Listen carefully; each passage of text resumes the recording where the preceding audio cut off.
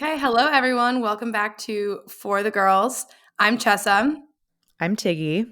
and today we are beyond excited to be sitting down with an incredible driver and a 10 out of 10 personality in the motorsport world, Pato O'Ward.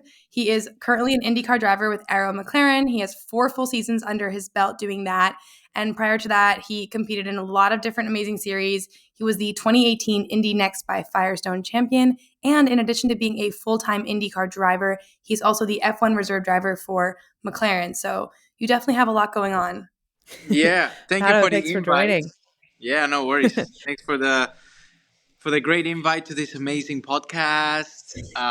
Is it I feel like we've done one before, or is it the first one? Yeah.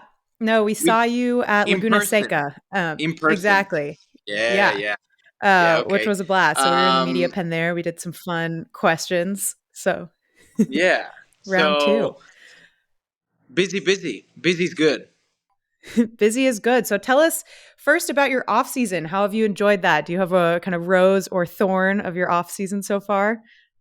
No, just well, I had a very packed year up until mid December. So as soon as I was done in December 16th was my like first day off, and I was just so excited to do nothing. Like, I mean, I didn't want to hear about picking up a dumbbell.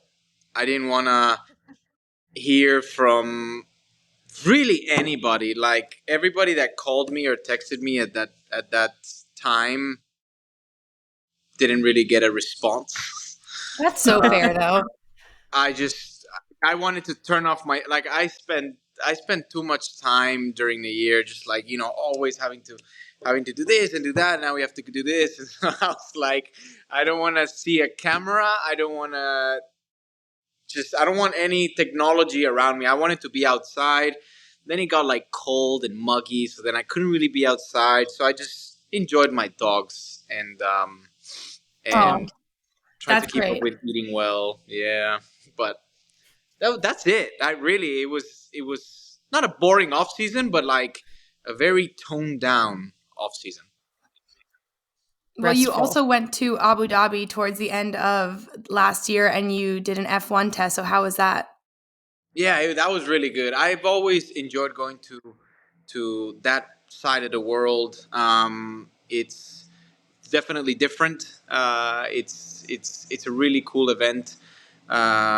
Speaking of how Abu Dhabi just embraces the Formula One finale there, and um, it's an enjoyable track to drive. I got to drive it first time actually in a GP3 car in 2016, 2017, and then my next time was 2021 in the Formula One car, and so that was very enjoyable. I was over there for like 10 days, so that was cool, and just a lot of traveling, to be honest. Like from September to December, I think I ended up doing like 120 hours of flying ish, 130 hours of flying. So it's quite a Oh bit my for gosh. me in 4 months. Was that? Yeah, 4 months. So um, I was excited not to touch an airport for at least 4 weeks. Yeah, that's fair. Yeah. Time at home with the dogs is well Yeah. deserved after all of that. So for your FP1, how did you prepare for that? How different is your Indy car and that mindset and then jumping into the McLaren F1 car? How did you prepare for that? So the FP1, so there was a lot of like simulator sessions beforehand. Well, not a lot, but like a day, I think I did. Yeah, I did a day. And it's more than a session being for like for me. It's more of a session to help the team because they obviously don't have one of the race drivers in it for that. So you kind of get to do all the dirty work. So you get to do all the ride height scans. You get to do different setup changes. Are we going to use this wing? Are we going to use this wing? Not like IndyCar where we can't really move or change parts on the car other than ultimately in the suspension kind of things. The F1 is fairly free, so they always come with a lot of with a lot of options to these races. So I was basically doing that, just trying to gather as much information in as many laps as I could, in order to help Lando, being or not having to kind of say, the car is not in the window in practice too. So it was all about helping that side of the garage kind of not have an issue going into P2 and just making it as smooth as possible. And then I had my proper go at the test, which was 2 days after the race. That sounds like definitely a lot of responsibilities on the reserve driver side, like a lot of things for you to have to think about. How do you juggle those responsibilities, like with the travel, with all of that work while you're at an F1 race weekend, but also being a full-time IndyCar driver as well? So luckily, I don't know if it's luckily, because I'd like the IndyCar schedule to be a little bit more spread out, to be honest. But I mean, we end in mid-September, so there's like 5 months of nothing for all the IndyCar drivers. So as soon as the IndyCar schedule is done, I can kind of not forget about it, but like I don't really have to cater to it at all. This year, or this past 2023, was slightly different because of all the hybrid testing that we were trying to get done. Right. So there was a lot of back and forth from Europe to America to do all those tests. But if it wasn't for the hybrid engine, I probably wouldn't have even driven an IndyCar up until next week. So that really, it kind of just allowed me to not disconnect, but focus more on the Formula One stuff. And Yeah, like keep it a little bit more separate. yeah, exactly. And IndyCar really has it's second nature. So for me, it doesn't take a lot to kind of get into the groove with that. So 1 or 2 laps, and you're pretty much already there. So yeah, with the F1 stuff, just trying to, not a new skill, I would call it, but it's just a new way of working and a new way of kind of reading a different race car. That's where my focus mainly goes as soon as I'm done with IndyCar. Do you feel like the teams themselves and the whole setup is just super different? Just like the day plan and how things are ordered and how everything works? Well,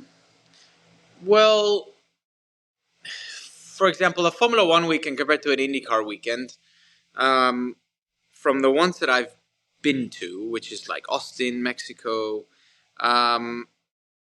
they have a really nice schedule, so they don't have to get to the track until probably engineers probably get there at like 8:30 or 9. I guess maybe 8 a.m. is, if like practice is at 11:30 or whatever, that's probably when they're arriving, or maybe a little bit more. I don't quite know, but as in for the drivers, it's a pretty nice schedule and very nicely spaced out kind of thing. In IndyCar, like, I mean, a lot of the times it's kind of like be at the truck at 7 a.m. and it's like, okay, so that is definitely a big difference from one to the other. Just the scheduling, and how each program is kind of spaced out through the weekend. F1 has like 3 practices. We used to have 3. Now we only have 2. The qualifying is fairly similar. It's not identical, but it's very close. Our races are a lot longer than Formula One. Like, Yes, indeed. our races are a lot longer in IndyCar, so that's a difference. And just the way of working is, you've got different tools to work with, so you can't have the same approach from F1 in IndyCar, and then you can't have the same approach in IndyCar to Formula One, because the way that you can develop a car is completely different. So that you'd expect it to be a very different way of kind of working through, just because what's available is just completely different. Totally. So something else you did over off season, a little bit different than maybe what a typical race car driver does, is go to New York Fashion Week. Tell us about that experience, and what was the highlight of that? Were you starstruck by anybody? No, I really, I mean, I enjoy fashion. My sister's kind of the one that got me on the fashion Yeah. train. Uh, like it's very rare if I see her like what I'm wearing right now. I got this hoodie in the airport actually, leaving Detroit because I had forgotten my jacket. But I'm not saying that it's like ultra fashion. It's absolutely not. I just finished the workout, but she's the one that kind of got me on like having fun with outfits, I guess. So I've really grown to love it and really grown to enjoy it. The only bad part about it is sometimes it gets fairly pricey. Um, but other than that, it's cool. It's something different and something that I'd like to incorporate into a race weekend. I don't know exactly when, but it's just an idea that I had, or not really that I had. I think we see it a lot with like NFL. We see it a lot with Formula One.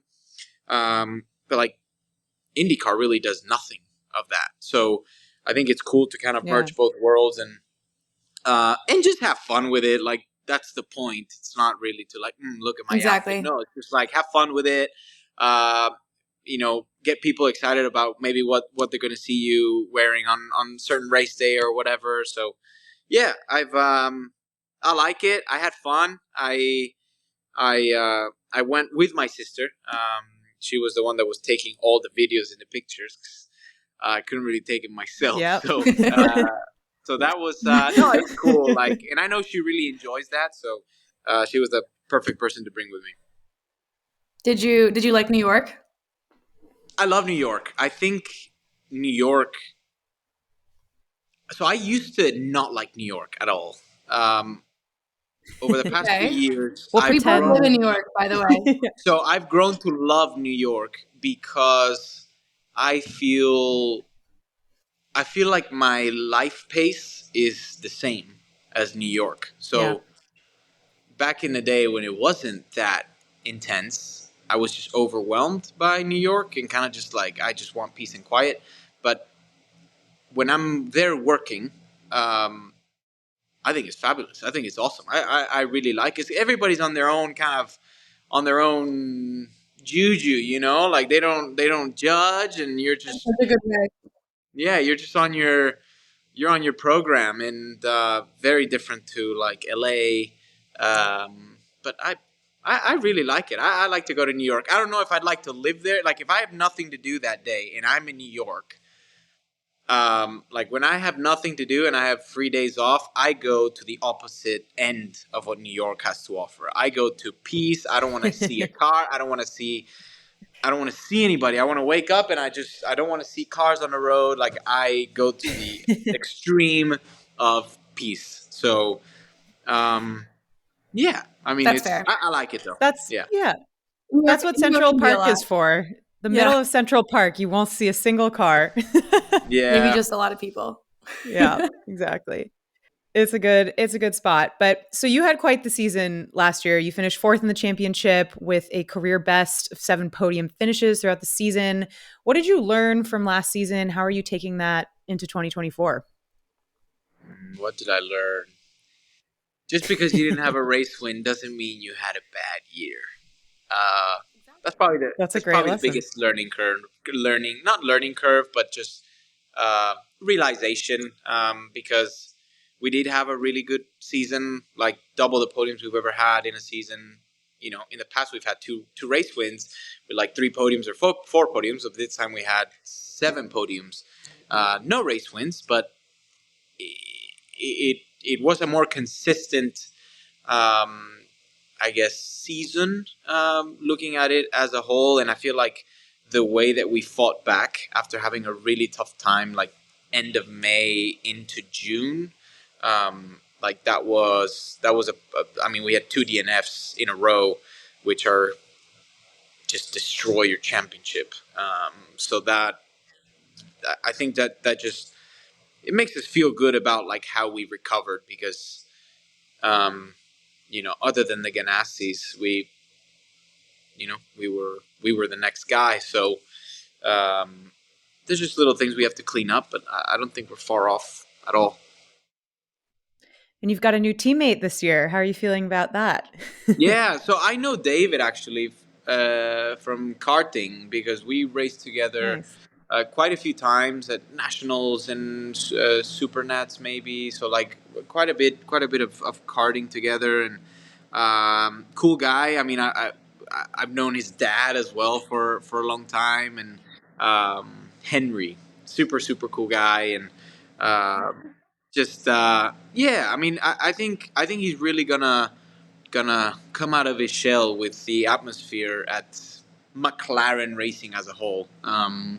So yeah, I think he'll be a great addition.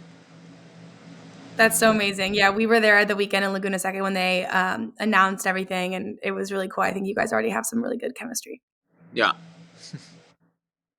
Okay, so if we talk a little bit about kind of growing up and where you're from. So you're from Monterrey in Mexico, and you split And your you time roll growing your up. R's. Well, I was born in Mexico too, Monterrey. So I do speak Spanish. Yeah. Yeah, I was born and raised Monterrey, Mexico, and uh, then when I was like 11, I moved to Texas, which is just a hop from Monterrey, and that's what really turned into home. I'd say Texas.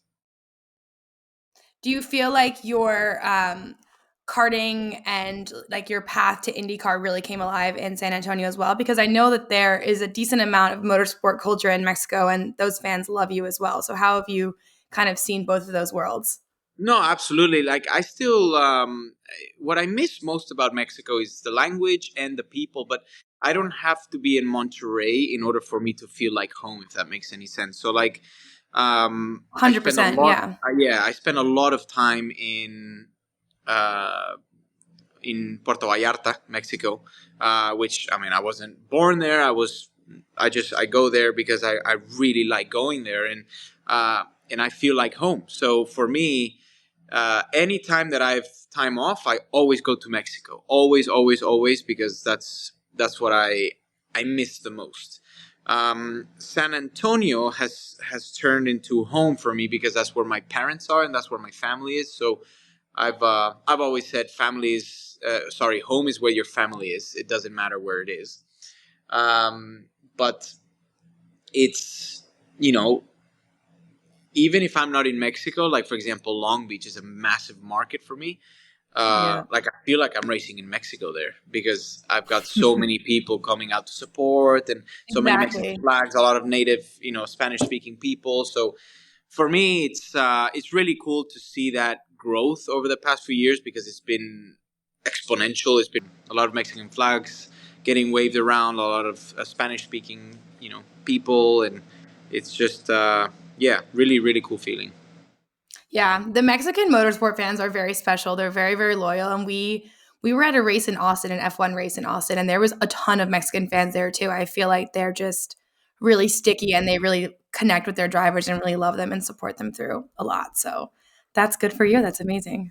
Yeah, they're super passionate. They are some of the most passionate fans, or they're the most passionate fans that I've ever come across.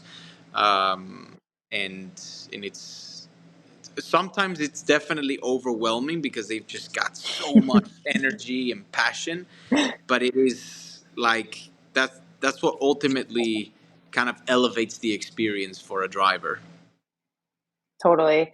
Well, we loved your selfie with Checo at Abu Dhabi. How's your relationship with Checo? Do you chat with him much, or yeah, how's that been?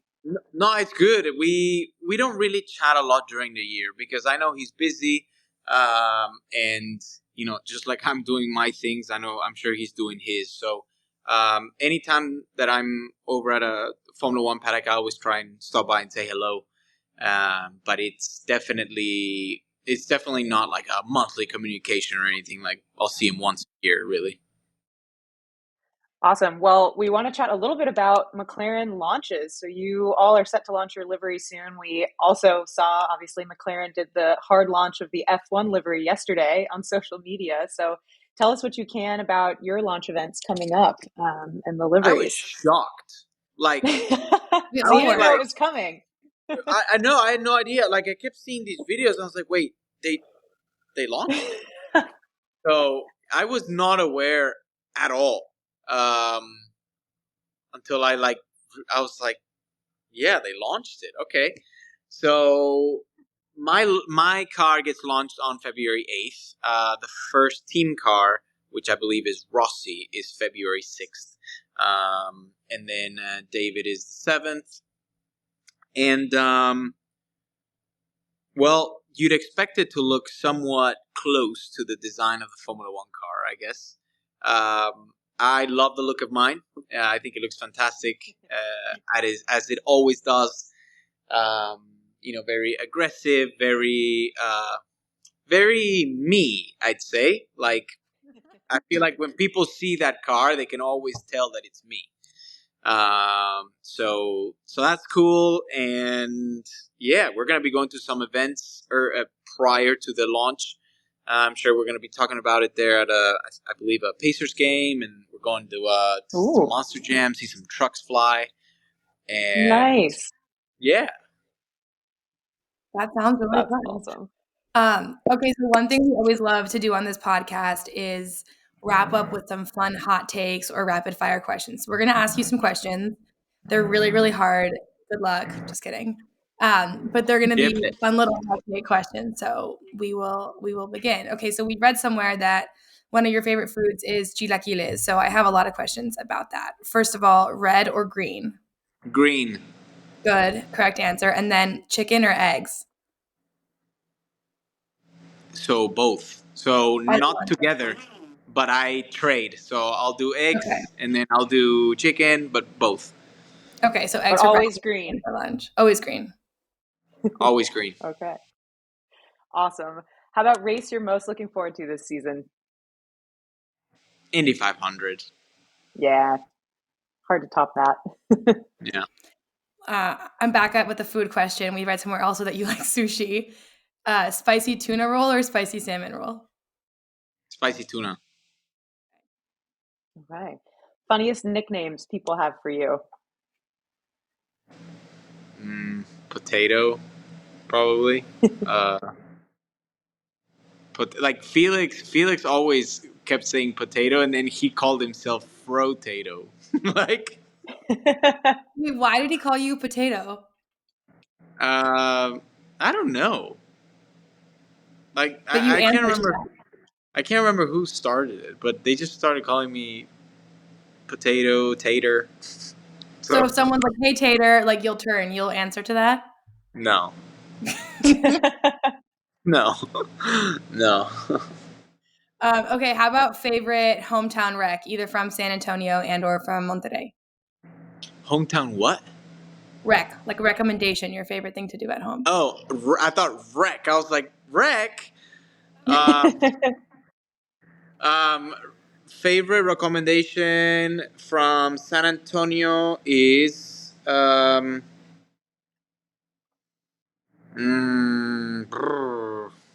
Chamagaucha or Brazil.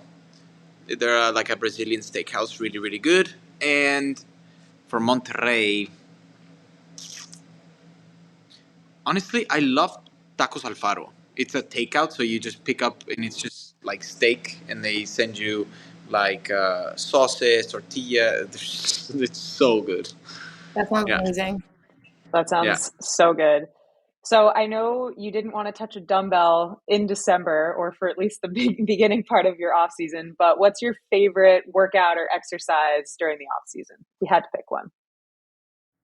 If I have to pick a favorite, definitely not the neck. The neck is just torture machine. Um, oof. Definitely not like running. Like, I enjoy running, not every day. I think it's very good for the mind, but I wouldn't pick that as my favorite. It's just probably something to do with where like you use your like upper body, your core, like just probably an exercise that uses your whole body. Like, I think the landmines are pretty cool. So you basically have this like bar, you put a weight on it, and then you just like you have to like turn with it. So you're using all of your Yeah. core, your arms, your legs, chest, back. So I think that one's a very good overall exercise. Okay, Tiggy, maybe we'll try it. Probably not. Yeah.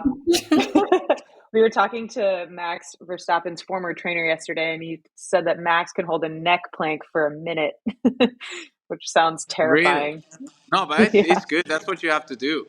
That's what you I feel need. like I would just buckle and get really hurt. So I don't know. Maybe we'll try that too. Who knows? Well, Pato, thank you so much for taking the time. We are so excited for your upcoming season and just continuing to follow you. You're doing so amazing. And you have a lot of fans in all of our listeners. So this has been really fun. Yeah. Thank you, ladies. Have fun. Enjoy the year. Thanks so much.